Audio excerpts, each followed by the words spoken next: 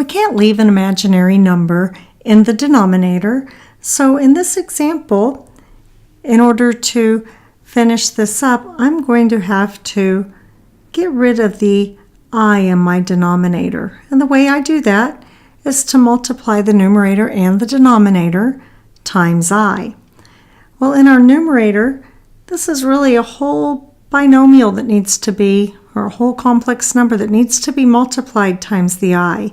So I'm going to have to multiply both parts of that complex number times I. So I've got 6I, and then 8I times I will be plus 8I squared. That's my numerator.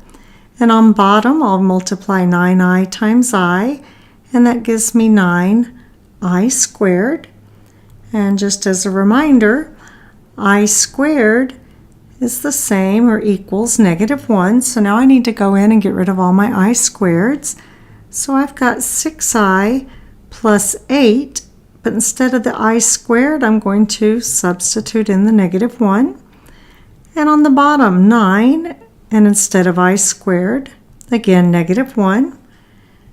So that comes out to 6I minus 8 over -9. Now I have to go ahead and simplify these into individual fractions, and I also have to start with my real number instead of my complex number. So I've really got two fractions here, but we're going to do the real number first.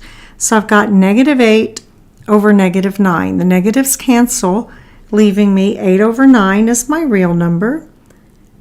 So 8 over 9.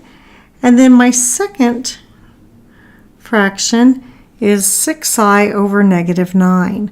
So that's going to be a positive and a negative becomes a negative.